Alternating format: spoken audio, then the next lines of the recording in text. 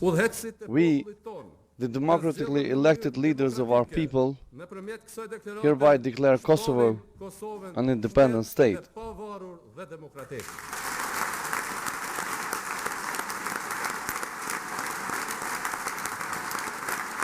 Hello everyone, this is People in Power and welcome to the world's newest country. Kosovo has declared independence from Serbia and the atmosphere here in Pristina is quite electrifying. People have taken to the streets to celebrate this very important moment in their country's history. They've waited such a long time for this, and now with independence achieved, the long road towards nation building has just begun. With a weak economy, a very fragile political system and an angry Serb minority, we ask, what will the future hold for this new country?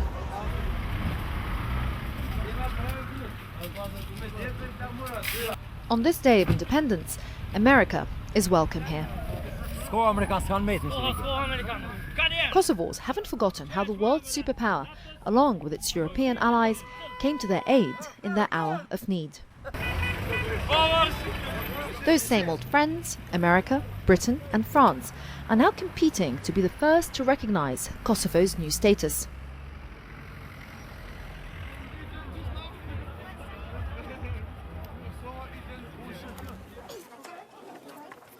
The essential processes for the United Kingdom's recognition of Kosovo as an independent state under international supervision have now been completed.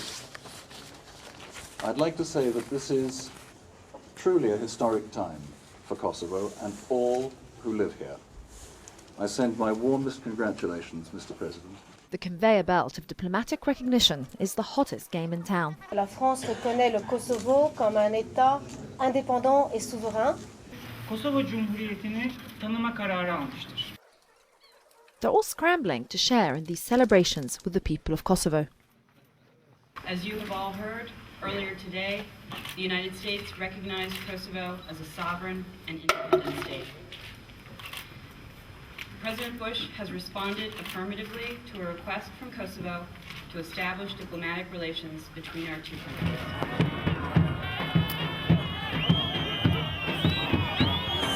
We have been waiting for this for so long, and it's nice to breathe fresh air and to breathe freely. Everybody's celebrating, man, you know? All the people who wanted to be free since a long, long time, now are free.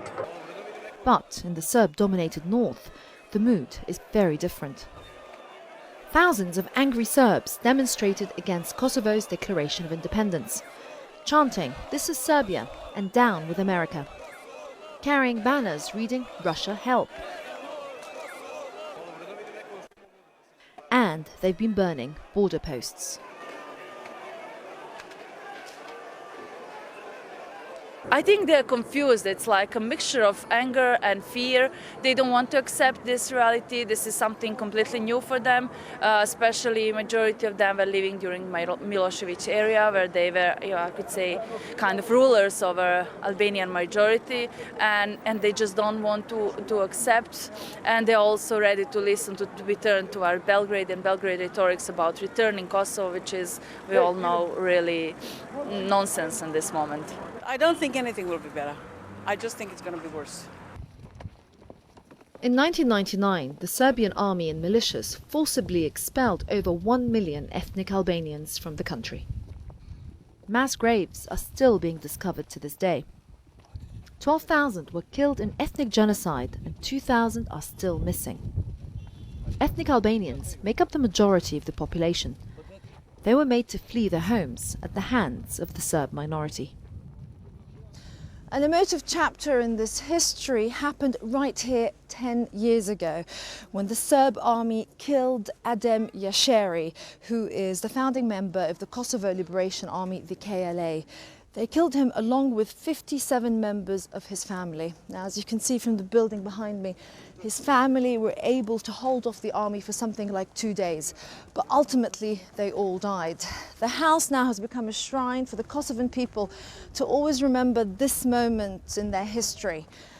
For the Serbs, Adam JASHARI's crime was daring to stand up to their aggression and also to Slobodan Milosevic's dream of a greater Serbia.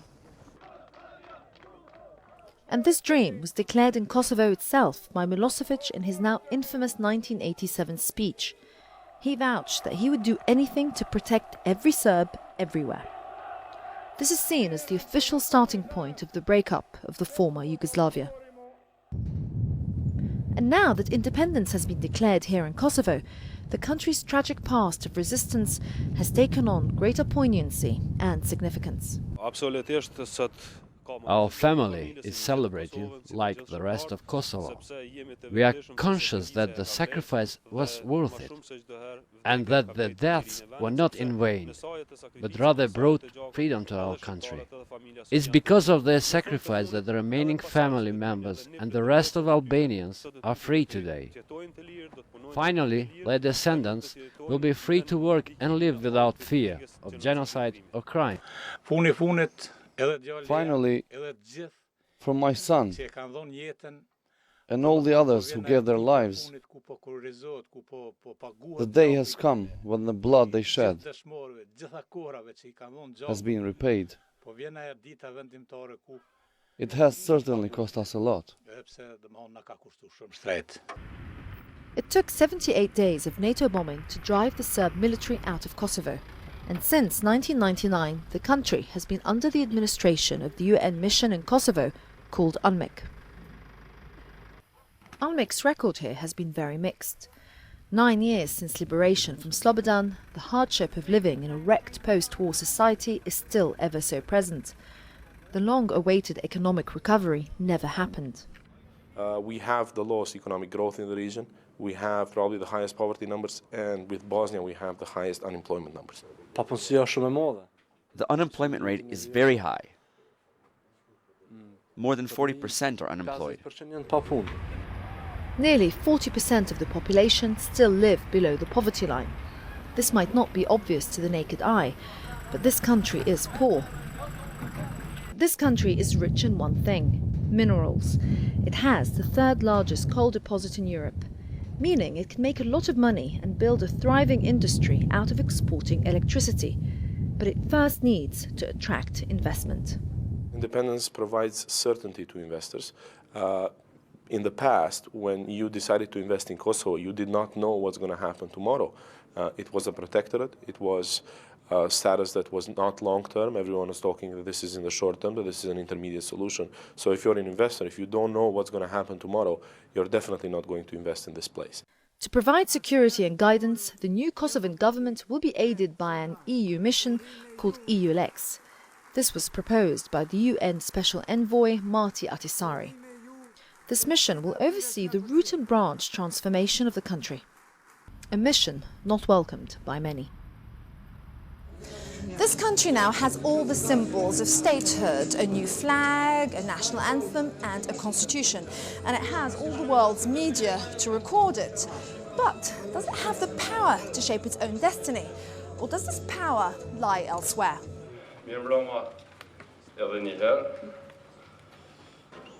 When the EU mission takes over, who will be in charge, you or them? The new international mission is here to implement the democratic standards set by the Ahtisaari plan, as well as serving as an advisory mission. We will fully cooperate with the mission and we will co-govern Kosovo. But how comfortable are you to give so much power to a body that is ultimately unaccountable to the people of Kosovo? The success of Kosovo is a mutual success. The authority of the Kosovan institution is legitimate. The new international mission has been invited here and welcomed by the Kosovan institution and its people. NATO will remain in Kosovo, so everything is going according to the plan. We've been saying for the last 8 years that our government does not have capacity.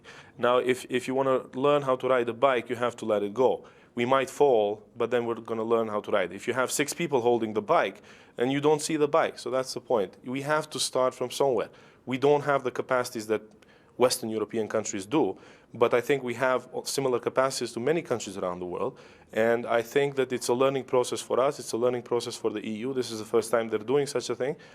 I think we're going to be in this together, but they have to learn, they have to let us ride our own bike. The world's 193rd nation has a grief-stricken past, but its joy over independence is unconfined. It's a big test for the EU to prove it has the skills to start a country from scratch. The lines of authority here are blurred in this supervised independence. And all the symbols of this new nation seem to reflect this. The EU theme, Ode to Joy, was chosen or imposed.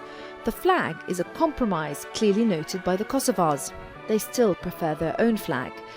So who's really in charge and conducting this newborn nation will remain, at least in the short term, unclear.